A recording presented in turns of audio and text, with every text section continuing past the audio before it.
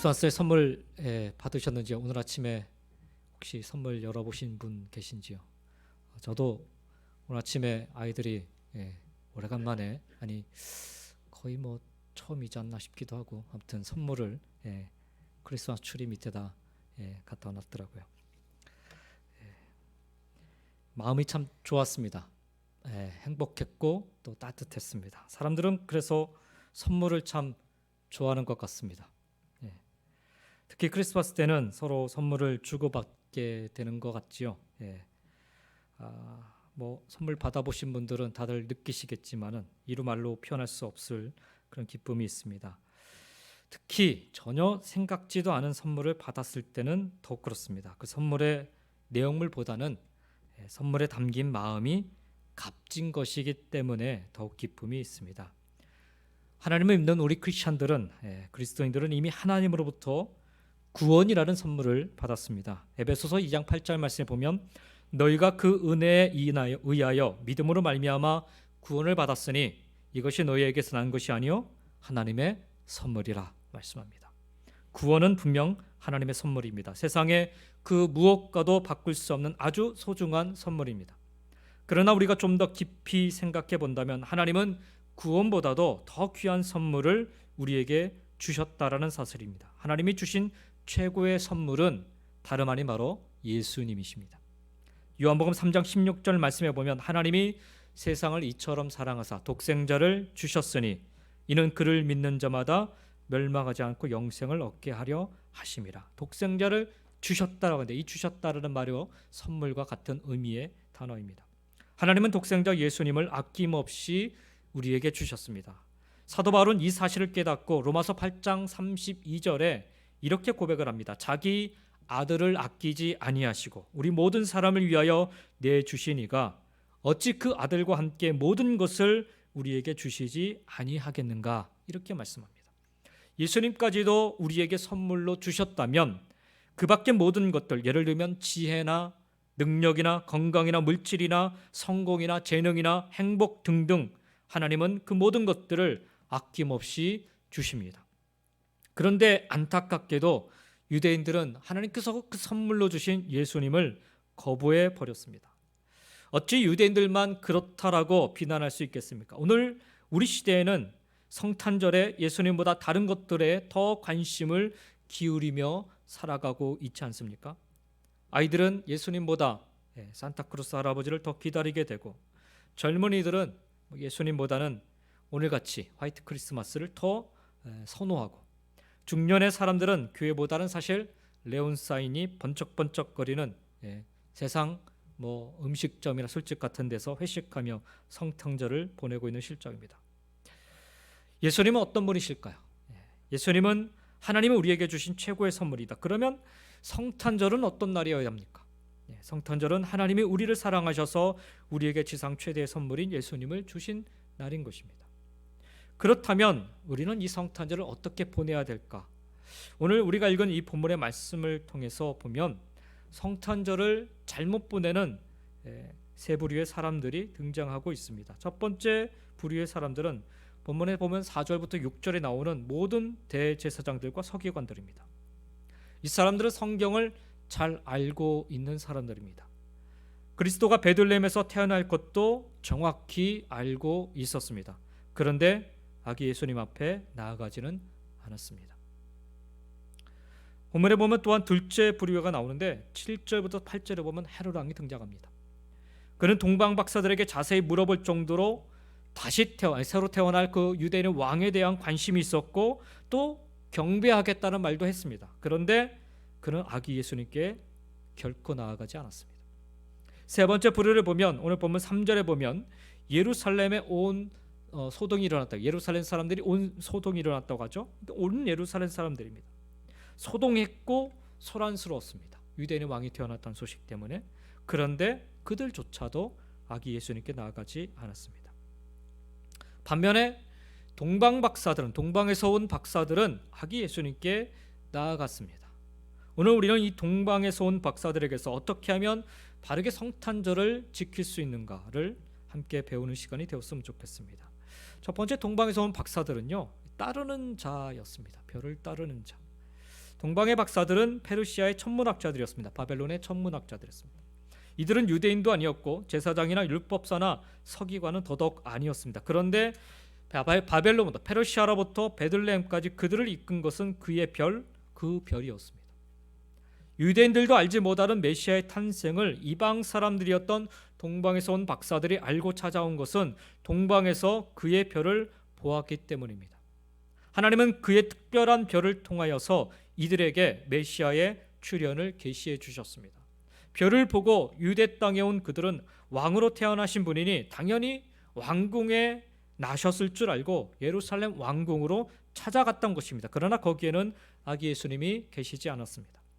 화려한 예루살렘, 휘황찬란한 예루살렘, 사람들이 북적거리는 예루살렘, 오늘날로 따지면 네온사인이 번쩍이고 징글벨이 울려 퍼지는 그런 곳에는 예수님이 계시지 않았다는 사실입니다. 아무도 주목하지 않는 곳 베들레헴에 가서야 예수님을 만날 수 있었습니다. 동방 박사들이 인도함을 받고 예수님 앞으로 나아갔던 사실을 바라보면서 험한 세상에서 우리는 누구의 인도를 받아야 할까요? 동방 박사들은 깜깜한 밤중에 누구의 인도를 받았습니까? 그의 별의 인도를 받았습니다. 어두우면 어두울수록 땅을 보지 마시고 세상을 보지 마시고 그의 별, 즉 예수 그리스도를 바라보시기 바랍니다. 힘들면 힘들수록 예수 그리스도를 신뢰하시기 바랍니다. 사람을 보지 마시고. 여러분, 소경을 인도할 수 없지요. 우리 인생의 참 인도자는 예수 그리스도이십니다. 예수님은 내가 곧 길이요 진리요 생명이라고 하셨습니다. 광야 생활하는 이스라엘 백성들을 인도한 것은 하나님의 임재를 상징하는 구름 기둥과 불기둥이었습니다. 즉 하나님이 그들을 인도하신 것입니다. 하나님은 오늘도 당신을 신뢰하고 따르는 자들을 날마다 푸른 초장으로 그리고 쉴 만한 물가로 인도해 주시는 줄 믿습니다. 그 별, 그의 별, 다시 말하면 예수 그리스도를 바라보는 자는 하나님께서 책임지시고 인도하여 주십니다. 성탄절은 바로 하나님의 인도하심을 바로 보고 따르는 시간이어야 합니다. 그 별을 통해 동방 박사들을 인도하셨던 하나님의 손길이 오늘 저와 여러분의 삶 속 깊이 역사하셔서 날마다 주님께로 더 가까이 나아가는 그런 복된 성탄절이 다 되시기를 예수님의 이름으로 간절히 축원드립니다. 성탄절은 주님을 바라보며 따라가는 그런 시간입니다. 두 번째로 성탄절은 경배하는 시간입니다. 경배하는 자가 되어야 됩니다. 단지 축하하는 상태에 머무르는 것이 아니라 경배라고 하는 상태까지 나아가야 합니다. 축하는 누구나 할 수 있습니다. 여러분, 그 스님들이 있는 절, 그 절에서도 성탄을 축하하는 그 현수막을 걸어놓지 않습니까? 축성탄. 종종 뉴스에 나오는 겁니다.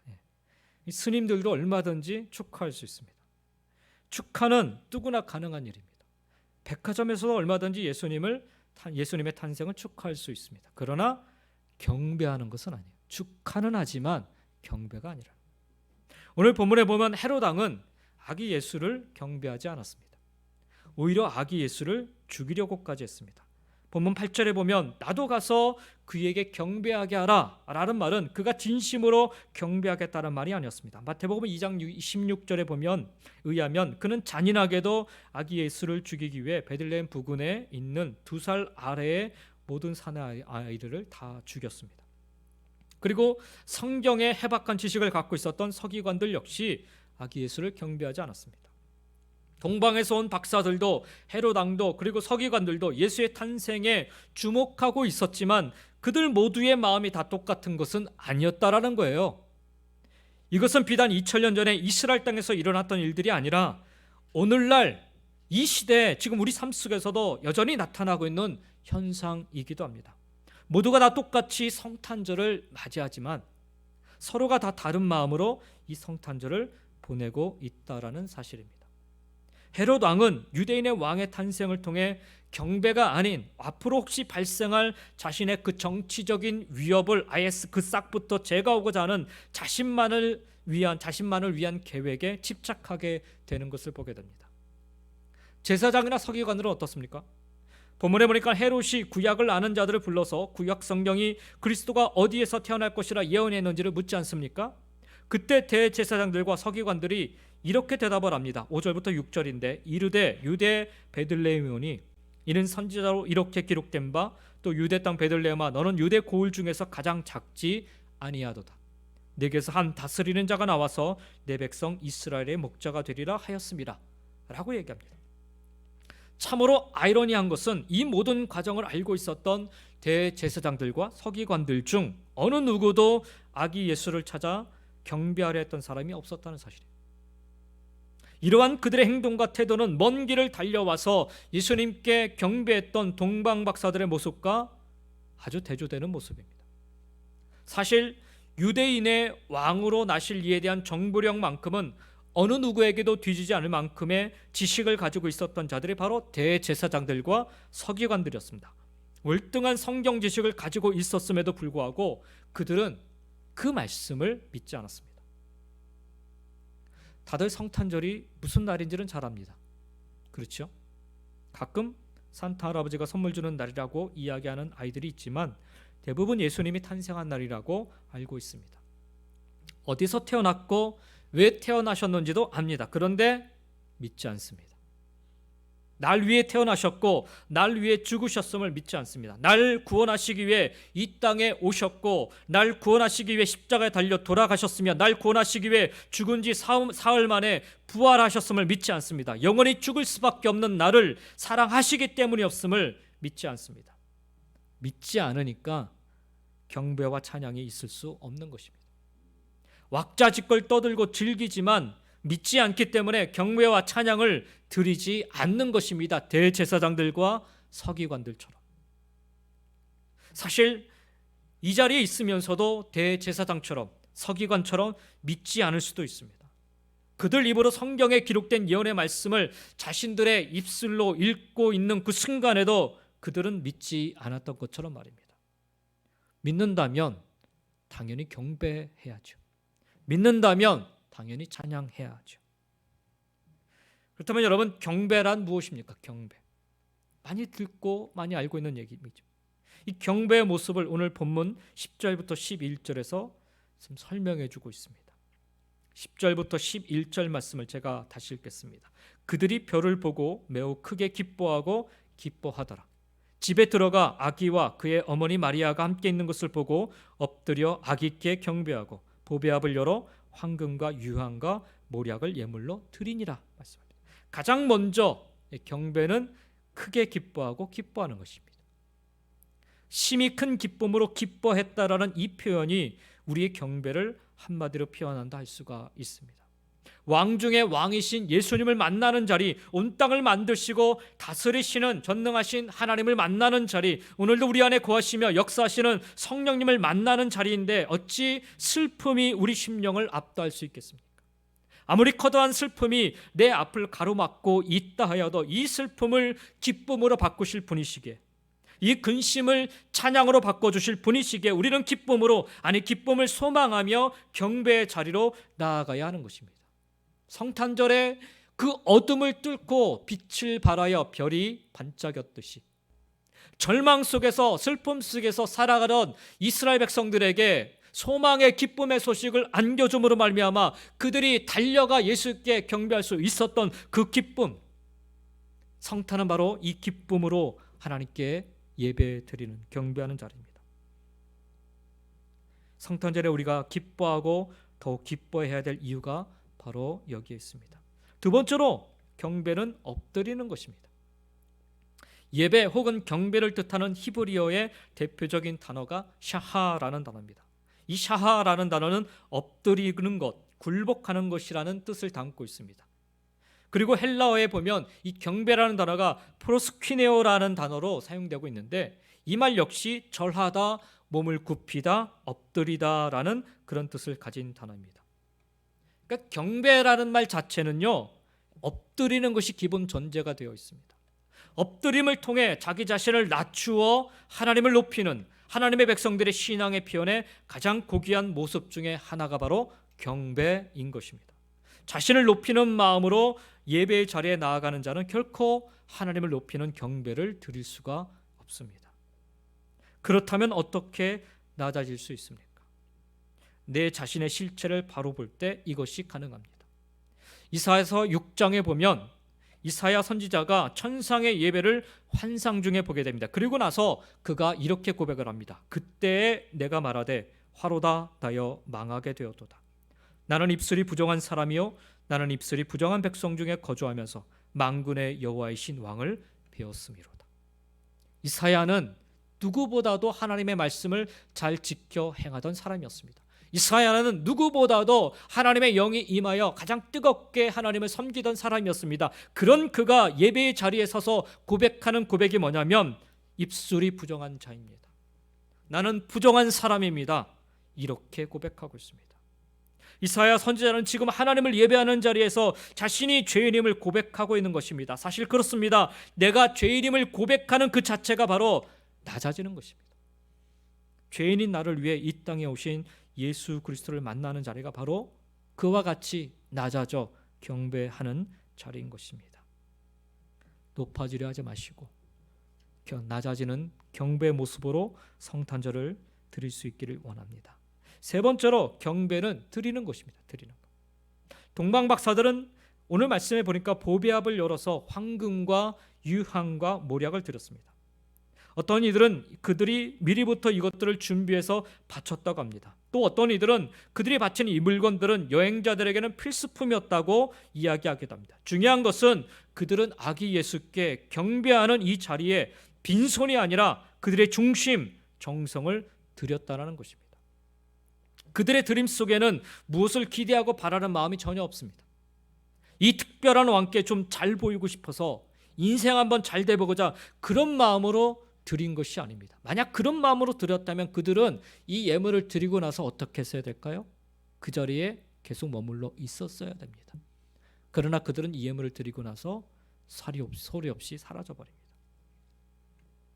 간혹 우리가 드리는 예배가 그런 청탁의 자리로 변질되기도 합니다. 교회에 헌금 많이 하면 사업이 잘 된다고, 병 고침을 받으려면 교회에 헌금 많이 해야 된다고 이 잘못된 신앙을 가르치는 분들이 간혹 있었습니다. 그러나 예배는 청탁의 시간이 아닙니다. 경배의 시간은 청탁하는 자리가 아닙니다. 하나님을 만나는 경배의 자리는 우리의 소원을 풀어버리는 그런 소원풀이의 그런 시간도 더더욱 아닙니다. 예배는, 경배는 하나님 되심에 대한 존경과 감사와 찬양의 시간 그 자체인 것입니다. 하나님의 임재에 대한 그 영광을 높이고 찬양하는 시간입니다. 무언가를 받는 시간이 아니라 우리의 중심과 정성을 온전히 드리고 바치는 시간입니다. 사랑하는 주님을 만나는 자리이기 때문입니다. 그래서 이 경배의 시간에 하나님의 역사가 따르는 것입니다. 그토록 먼 길을 걸어온 동방박사들은요, 왕으로 오신 분께 예배만 드렸을 뿐, 경배만 드렸을 뿐 다른 보상을 바라지 않았습니다. 그 자리에는 은총과 기쁨이 가득했습니다. 사실 멀면 어떻습니까? 보상이 없으면 어떻겠습니까? 오래도록 기다려온 사랑하는 주님을 친히 만나는 기쁨이 있는데 멀고 먼 길을 걷는 수고쯤이 대수이겠습니까? 기쁨이 수고를 가능하게 합니다. 사랑이 수고를 넘어서게 합니다. 이게 경배인 거예요. 사랑이 가득하면 큰 일을 많이 하더라도 기쁨이 넘치지만 사랑이 없으면요, 아무리 작은 일을 조금 하더라도 그게 그냥 그렇게 힘들고 어렵습니다. 같은 수고를 해도 기쁨이 다른 것은 주님을 향한 마음, 그 경배하는 마음이 다르기 때문입니다. 성탄절은 이 사랑으로 주님을 온전히 예배하고 경배하는 시간입니다. 기쁨으로 엎드리는 것으로, 그리고 우리의 중심과 정성을 드림으로 경배하는 시간인 것입니다. 이 복된 성탄절에 저와 여러분 모두 기뻐하고 엎드리며 드리는 경배하는 자가 다 되시기를 예수님의 이름으로 간절히 축원드립니다. 세 번째로 순종해야 되는 거예요. 순종하는 모습이 나타나야 됩니다. 12절 말씀해 보니까 그들은 꿈에 헤롯에게로 돌아가지 말라 지시함을 받아 다른 길로 고국에 돌아가니라 말씀합니다. 여기 말씀에 보면 동방박사들은 왕의 말보다, 왕이 그러잖아요. 너희가 아기 그 유대인의 왕을 찾으면 내게 다시 돌아와서 알려달라고. 그럼 내가 가서 경배하겠다고.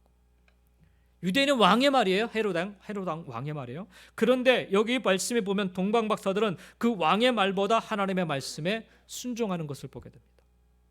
그렇습니다. 하나님의 말씀을 세상 왕의 명령보다 더 소중하게 여기고 귀하게 여겨야 하는 것입니다. 생각해 보면요, 얼마든지 자신들이 만난 유대인의 왕을 자랑하고픈 마음에 헤롯 왕에게로 돌아가는 길을 택할 수도 있었을 것입니다. 얼마 전에 그 월드컵이 끝나지 않았습니까? 만약 그 월드컵 끝나는 자리에서 손흥민 선수와 여러분이 단독으로 사진 촬영을 할 수 있는 기회가 있었다면 그 사진 촬영한 걸 가지고 여러분 어떻게 하시겠습니까? 동네방네 다니면서 봐, 이 사진 찍었어, 자랑하지 않겠습니까? 동방박사들의 입장에서는요, 그 먼 길을 찾아서, 먼 길을 걸어서 이 아기 예수 유대인의 왕을 만난 자리이기 때문에, 그리고 헤롯 왕도 못 만난, 뭐 제사장과 서기관들도 못 만난 그 예수를 만난 거기 때문에, 유대인의 왕을 만난 거기 때문에 돌아가는 길에서 얼마든지 그것을 자랑하고 싶은 마음이 있었지 않았을까요? 그렇다면 당연히 헤롯 왕에게로 돌아가는 길을 택할 수도 있었을 것입니다. 자신들이 지금껏 고생하며 온 길이 참으로 보람된 일이었음을 여러분 세상 사람들에게 증명하고픈 마음이 간절하지 않았을까요? 저는 한편으로 그런 마음이 있었을 것 같아요. 제가 만약 몇 개월에 걸쳐서 막 그렇게 고생하면서 마침내 그 유대인의 왕을 만났다면 막 자랑하고 싶었을 것 같아요. 우리 성도님들한테 막 자랑하고 싶었을 것 같아요. 그런데 동방박사들은요, 그러지 않았어요. 끝까지 이들이 보여준 모습을 통해서 우리는 성탄절을 지키는 참된 자세, 참된 마음을 다시금 깨닫게 됩니다. 성탄절은 무엇보다 순종을 실천하는 시간이 되어야 합니다. 우리 주님도 하나님의 뜻에 순종하기 위하여 이 땅에 오셨습니다. 주님이 이 땅에서 이룬 일은 결코 대접받고 영광받는 일이 아니었습니다. 그럼에도 불구하고 예수님은 하나님의 뜻을 이루기 위해 끝까지 순종하셨습니다. 성탄절은 바로 이 순종을 이루어가는 시간입니다. 동방박사들의 모습 속에서도 동일하게 예수님의 순종의 삶을 발견하게 됩니다. 그들 역시도 하나님의 말씀에 순종하여 비록 그 길이, 그들이 돌아가는 길이 돌고 돌아가는 먼 길이라 할지라도 다른 길로 자신들의 고국으로 돌아가고 맙니다. 자랑의 시간도 없이, 자신들이 아주 특별한 것을 발견했다라는 칭송과 영광받는 일도 없이 그저 하나님 말씀에 순종하여 말없이 조용히 돌아가고야 합니다. 성탄은 우리가 스포트라이트를 받는 시간이 아니지요. 성탄은 동방박사들이 주목받는 시간이 아니며, 성탄은 갑자기 혜성처럼 등장한 별이 주목받는 시간도 더더욱 아닙니다. 성탄은 오로지 예수 그리스도만이 주목받는 시간이어야 합니다. 그래서 동방박사도 별도 다 사라지고 만 것입니다. 순종의 삶은 바로 이와 같습니다. 성탄은 바로 순종의 의미를 바로 깨닫는 시간이어야 하고 그 순종을 실천하는 시간이어야 합니다. 우리 모두 이 복된 성탄절에 순종의 삶이 무엇인지를 깨닫고 동방박사들처럼 하나님의 말씀에 순종하는 삶을 살아가시기를 예수님의 이름으로 간절히 축원드립니다. 말씀을 정리하겠습니다. 예수님은 하나님께서 주신 최대의 선물입니다. 최고의 선물입니다. 우리가 받은 구원과는 비교할 수 없을 만큼의 위대한 선물입니다. 성탄절은 하나님께서 예수님을 선물로 주신 절기입니다. 이런 성탄절에 우리는 어떻게 보내야 되는가?